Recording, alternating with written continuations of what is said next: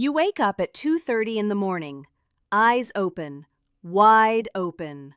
No alarm, no noise, no obvious reason, just awake.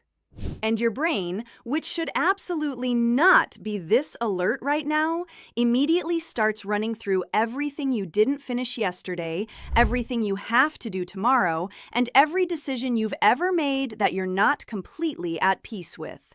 Sound familiar? Millions of people experience this exact thing, this mysterious middle-of-the-night wakefulness, and most of them assume they're just light sleepers, or anxious people, or that this is simply what getting older feels like. They've accepted it. They keep a podcast queued up for when it happens, or they scroll their phone until they drift off around 4 a.m., waking up 2 hours later feeling like they've been hit by something heavy. Here's what almost nobody tells you. That 2 a.m. wake-up is not random. It has a biological cause, 2 of them actually, and once you understand what's driving it, you can fix it. Not with medication, not with complicated protocols, with specific, evidence-based changes that work with your body's chemistry instead of against it. And this isn't just a video about sleeping through the night.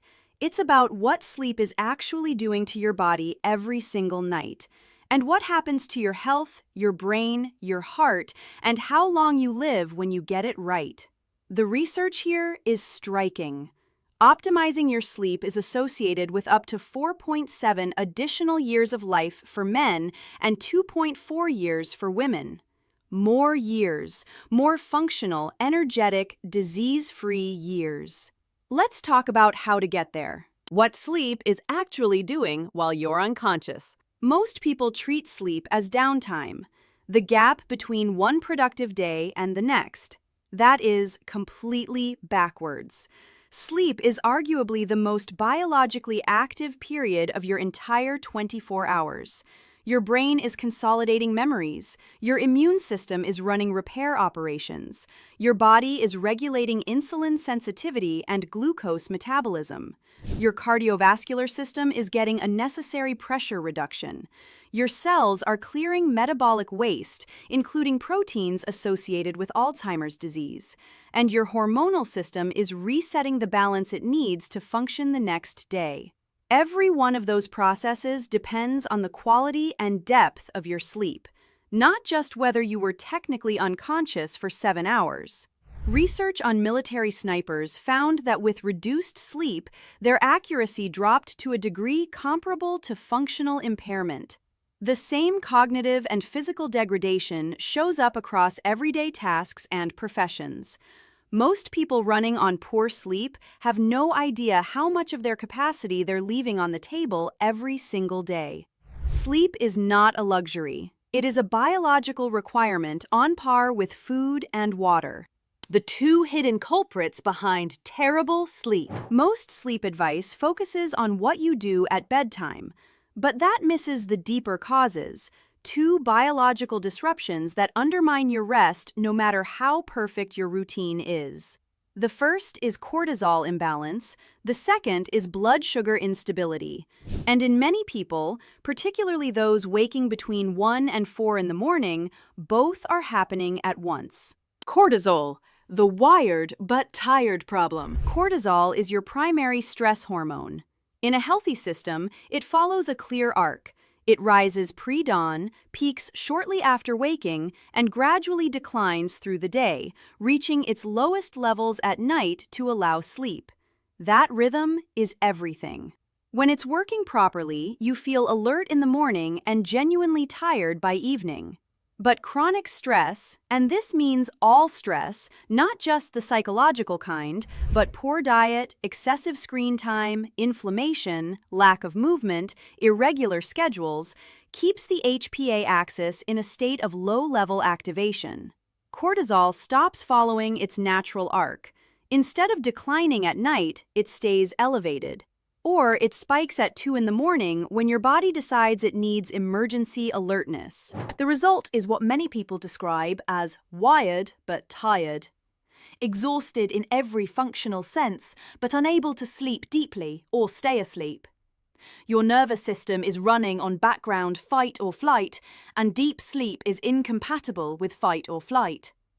Elevated nighttime cortisol suppresses slow-wave sleep needed for physical repair, fragments REM sleep your brain needs for emotional regulation, and raises heart rate and blood pressure when both should be low. And it creates a vicious cycle. Poor sleep raises cortisol further, which makes the next night worse. Blood sugar, why you wake at 2 a.m. When blood glucose drops too low overnight, from a high-sugar evening meal, undereating during the day, alcohol or insulin sensitivity issues, your body triggers a counter-regulatory response. It releases cortisol and adrenaline to mobilize glucose and bring blood sugar back up. Those hormones are designed to activate you. They raise heart rate, increase alertness, and can cause night sweats or a sudden anxious feeling. You fall asleep fine at 11. Then, around 2 or 3, your glucose dips, cortisol surges, and your eyes open. Heart beating a little faster, mind already moving, and you lie there for 90 minutes wondering why your brain won't stop. That's not insomnia in the traditional sense. That's a metabolic event with a sleep consequence. Once you understand this, the solutions become specific. Stabilize your blood sugar throughout the day, stop eating heavily before bed, and manage the cortisol rhythm. And this pattern of middle-of-the-night waking often resolves within days to weeks. The system that governs everything. Cortisol rhythms, blood sugar handling, melatonin, sleep architecture. All of it is ultimately coordinated by your circadian rhythm, your internal 24-hour biological clock. The master clock is a cluster of neurons in your brain called the suprachiasmatic nucleus. It coordinates peripheral clocks in essentially every organ, your liver, heart, pancreas, immune system, using signals called zeitgebers. Primarily light, but also meal timing and activity patterns. When the system is properly calibrated, everything runs in synchrony. Cortisol rises at the right time. Melatonin rises at the right time. Blood sugar handling peaks at the right time. Sleep is easy and restorative. When it's out of sync, because of inconsistent schedules, excessive artificial light at night, late meals or irregular activity, every downstream process gets disrupted. This is where modern life creates problems. Late screens, dim indoor mornings with no sunlight, eating late, variable bedtimes. We've built an environment that chronically sends the wrong signals to the most important timing system in our biology. The goal isn't finding the perfect supplement or the right mattress. The goal is restoring the signals your internal clock needs to do its job. Anchor your wake time. The single most powerful thing you can do is wake up at the same time every day. Not roughly the same time, including weekends, including nights you went to bed late. Research on sleep regularity has found that high consistency is associated with a 30 to 38% lower risk of all-cause mortality compared to irregular sleepers. Consistent wake time anchors your suprachiasmatic nucleus, giving every downstream hormonal event, cortisol rise, melatonin onset, temperature changes, a reliable timing reference. There's also a concept called social jet lag. If you wake at 6:30 during the week and sleep until 9:30 on weekends, that's a 3-hour time zone shift twice a week. Studies link each hour of weekend sleep delay to measurable increases in cardiovascular disease risk, metabolic disruption, and inflammation. Pick a realistic wake time. Protect it. This is where everything else builds from. The morning signal your biology needs. Within 30 to 60 minutes of waking, get outside into natural light. Your eyes contain specialized melanopsin cells that are specifically sensitive to natural daylight wavelengths. When those cells receive that signal, they transmit it to your master clock. It is morning. Suppress remaining melatonin. Initiate cortisol rise. Start the countdown timer that triggers melatonin again approximately 14 hours from now. Without that signal, if you stay indoors under artificial lighting, which is 10 to 50 times dimmer than outdoor light even on a cloudy day, your clock gets a weak, ambiguous message. Melatonin lingers. Cortisol doesn't peak properly. And by evening, the melatonin that should make you sleepy is delayed or blunted. 20 to 30 minutes of outdoor morning light, no sunglasses, not through a window, consistently moves the needle. In limited daylight seasons, a 10,000 lux light therapy lamp produces comparable results. Blue light actually has a dark side. In the 2 hours before bed, most people are actively dismantling any chance of restorative sleep without realizing it. Let's understand what screens are actually doing to you after dark. The problem is blue light. The wavelength range between 460 and 480 nanometers emitted by phones, tablets, laptops, and indoor LED lighting. These are the same wavelengths your melanopsin cells use to determine time of day. Sitting on your phone at 10 p.m. sends a signal to your master clock that it's still midday. Melatonin, which should be rising to prepare your body for sleep, stays suppressed. Cortisol stays elevated. One study found that tablet use before bed reduced melatonin by 55% and delayed sleep onset by 90 minutes. A Harvard study showed blue light shifted circadian rhythms by 3 hours, compared to 90 minutes for other wavelengths. 3 hours. That is not a minor inconvenience. It is a fundamental disruption of your sleep architecture. A screen curfew of 60 to 90 minutes before sleep makes a real difference. Use warm-toned lighting in the evening, orange or amber rather than cool white. If you need screens later, strong amber-tinted blue light-blocking glasses genuinely help with melatonin preservation. And begin reducing overall stimulation as you approach bedtime. The drop from daytime arousal to sleep-ready takes time. Give your nervous system that transition window. The environment your body needs. Your sleep environment is either working for your biology or against it. 3 variables dominate. Temperature first. For sleep onset and maintenance, your core body temperature needs to drop by roughly 1 to 2 degrees Celsius. A warm room actively resists this process. The research-supported range is 60 to 67 degrees Fahrenheit, roughly 15 to 19 Celsius. That's cooler than most people keep their bedrooms. For every degree above the optimal range, sleep efficiency measurably drops, wake time increases, and time in restorative deep sleep decreases. Darkness second. Even the small glow of a charging cable, a street lamp through thin curtains, or a TV standby light can suppress melatonin and elevate nighttime arousal. Blackout curtains or a sleep mask are worth taking seriously. This isn't overthinking it. It's respecting the light sensitivity of the system that governs your entire sleep architecture. Noise third. Sounds above roughly 35 decibels cause microarousals you often don't register as waking, but that fragment your sleep and reduce time in deep and REM stages. White noise or a fan works by masking sudden changes, a door closing, traffic, that would otherwise trigger those arousals. And use the bed for sleep and intimacy only. If you regularly watch TV, work, or lie awake worrying in bed, your brain learns to associate that space with wakefulness. That conditioning, reinforced over months, is one of the genuine mechanisms behind chronic insomnia. What and when you eat. Finish eating at least 3 hours before bed.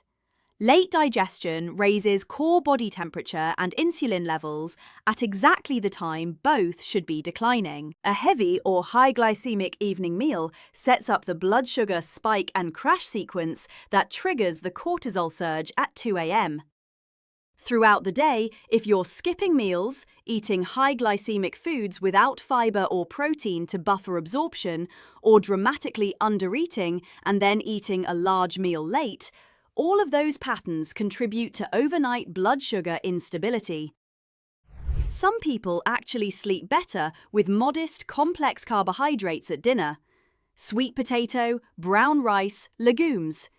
This is because complex carbs support the tryptophan to serotonin to melatonin pathway.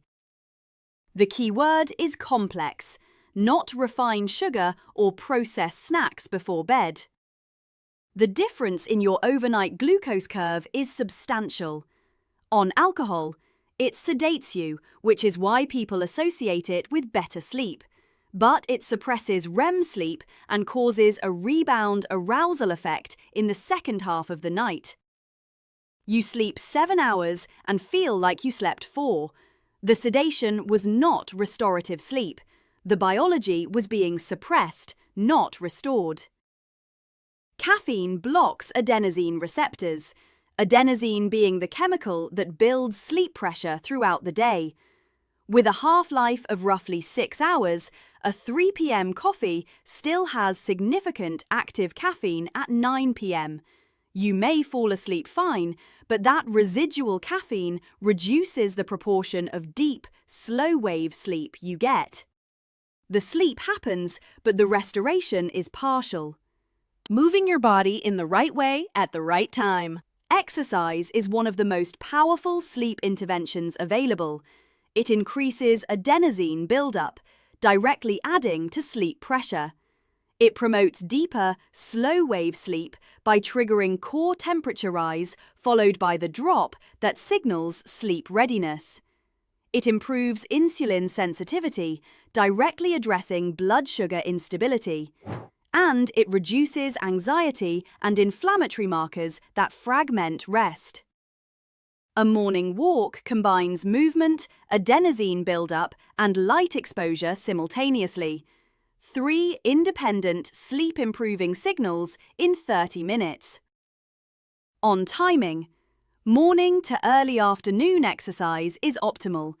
Vigorous, high-intensity exercise within 1 to 2 hours of bedtime can elevate cortisol and raise core temperature when both should be declining.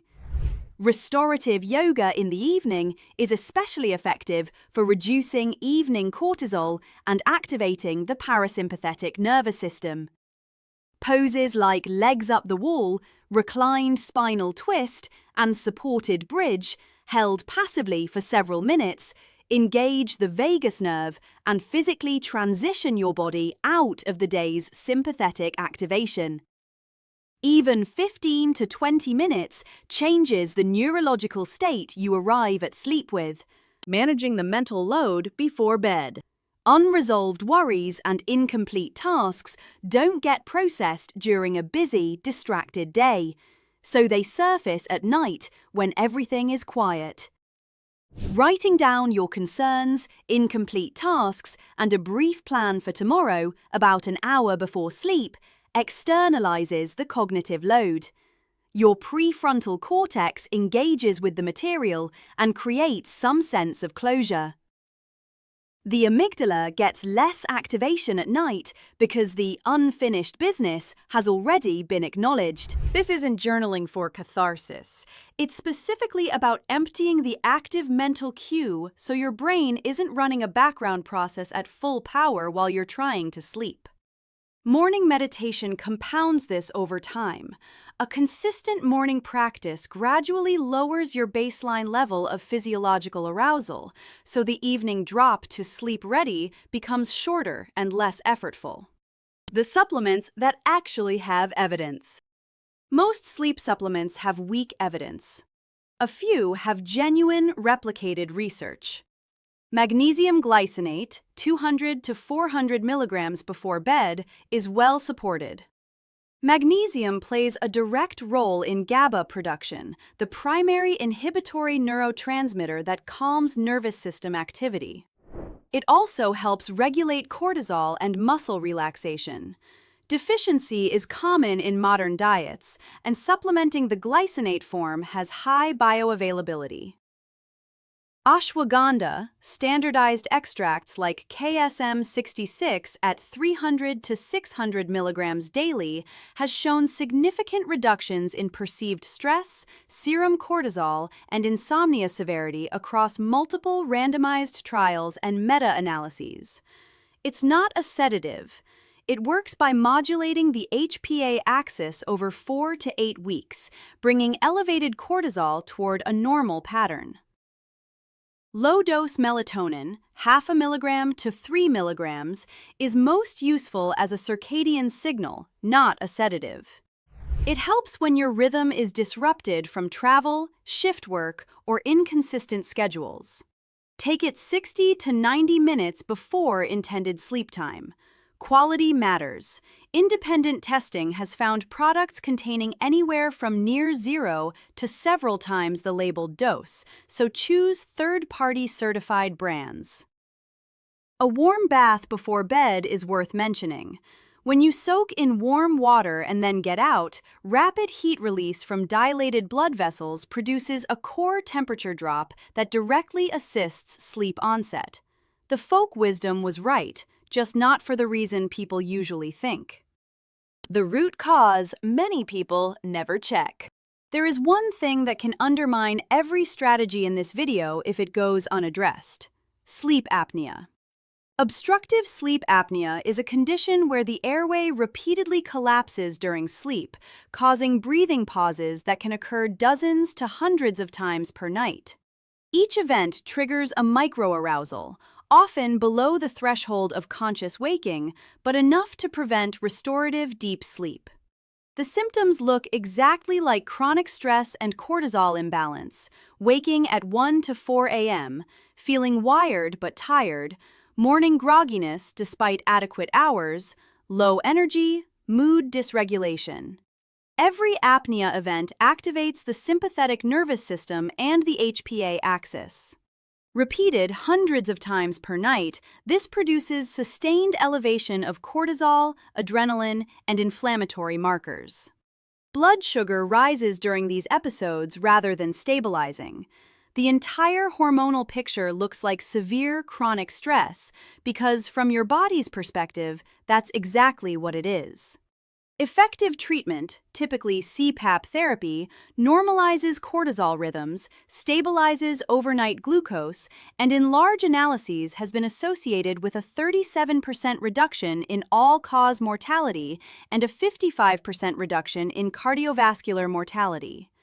If you snore regularly, often wake unrefreshed despite adequate hours, or have implemented the strategies in this video with limited results, get evaluated.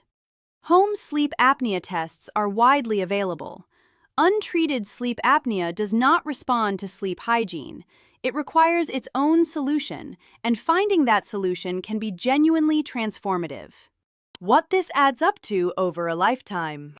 Chronically poor sleep is independently associated with increased risk of type 2 diabetes, hypertension, cardiovascular disease, obesity, and cognitive decline.